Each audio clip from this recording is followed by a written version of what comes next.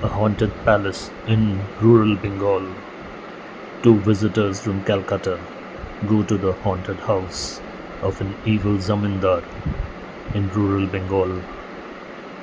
They are terrified, but do they manage to survive?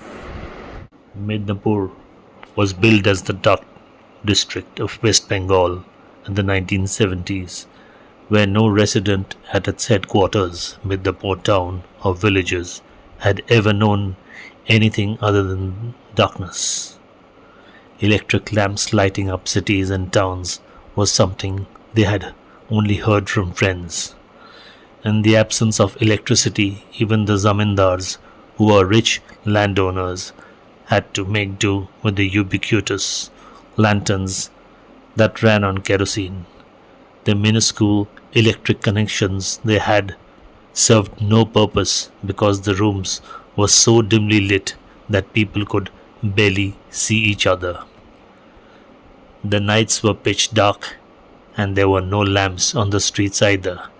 People had to carry a torch, that is, a burning flame, with them whenever they ventured out at night. Once a villager was going to his friend's house at night. His torch got extinguished midway, so he was literally perched on a tree near the village pond because the road, made of mud, wasn't visible in the dark. He sat there till the wee hours next day before heading back home. Uncannily, only the tribals, who were a minority in the region, could move on a brisk pace even in the darkest of nights. And amid this darkness, the supernatural flourished, and the numerous stories associated with the paranormal. The zamindars of the district were known for their notorious ways of dealing with their subjects and the villagers. They had gruesome secrets buried inside their palaces that no one dared to dig out. One such palatial home was known as Rajbari, which had macabre tales associated with it.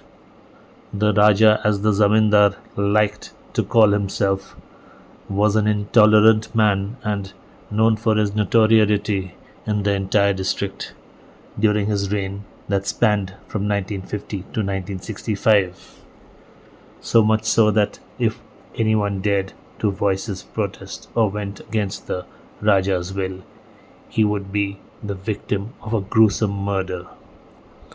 During the 1950s and 60s, many were found hanging on trees, while some were killed in desolate areas like the banks of the river.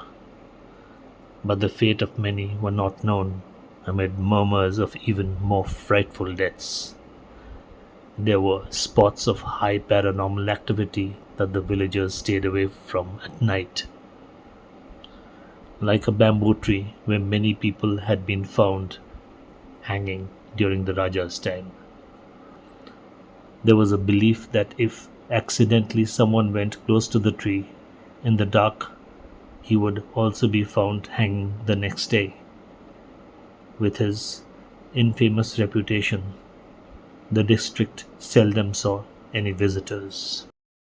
But two historians from Calcutta, Gautam and Shubha, decided to visit Midnapore in January 1971 to study the zamindari system of South Bengal.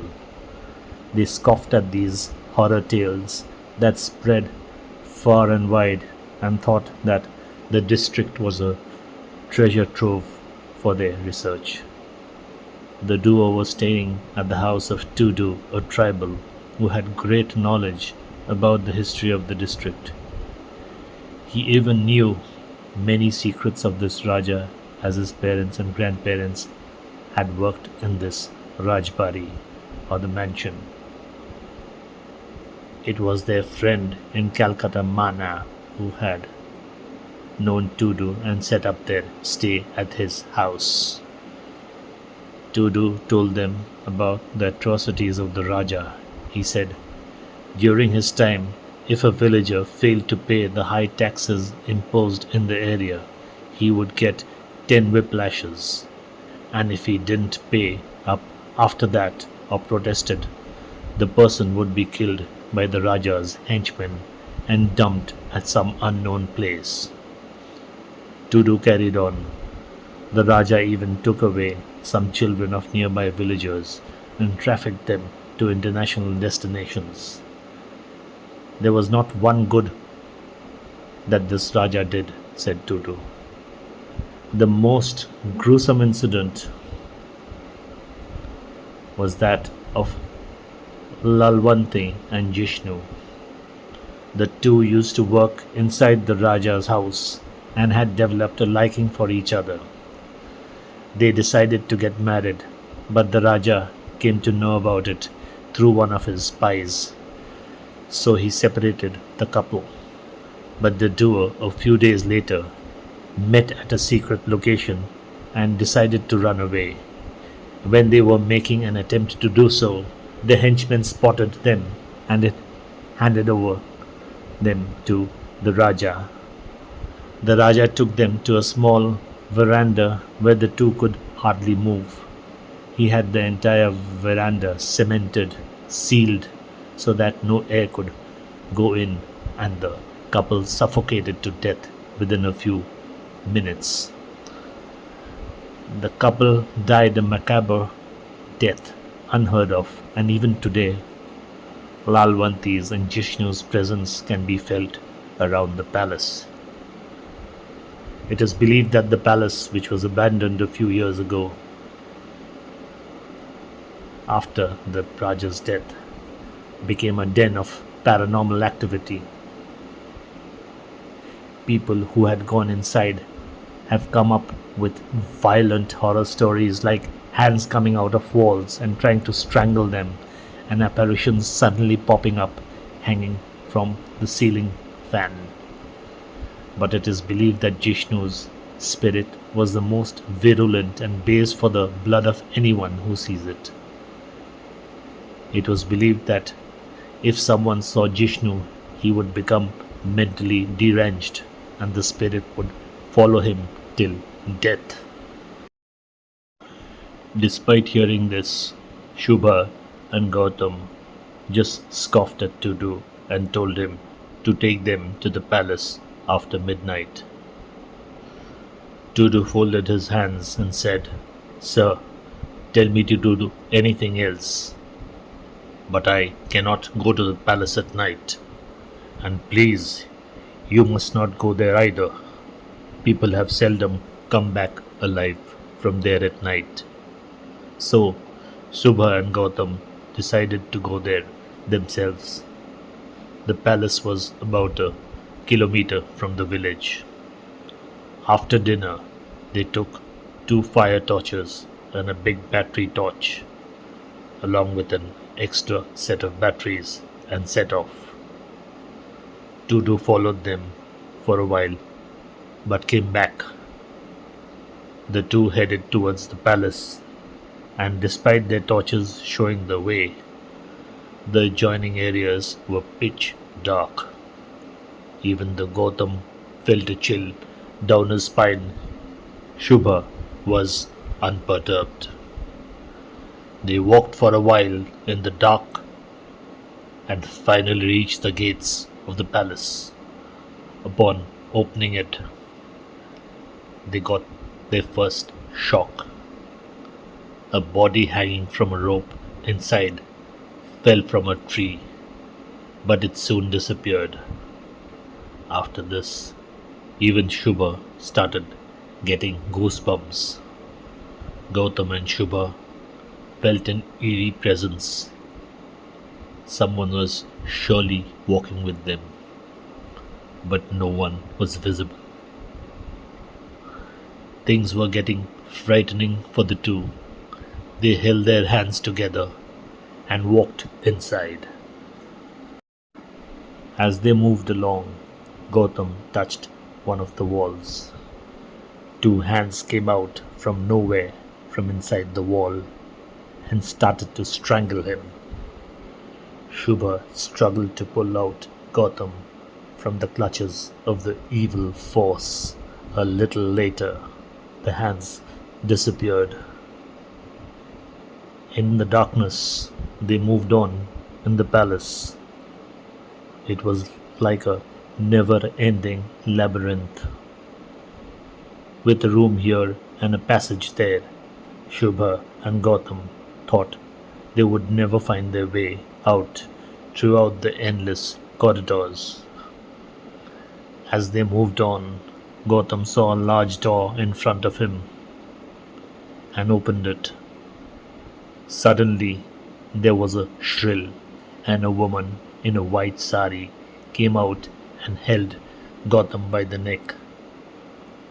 As Shubha tried to help Gautam, the woman pushed him away. Shubha skidded and hurt his leg. Then, after a minute or so, the woman just disappeared.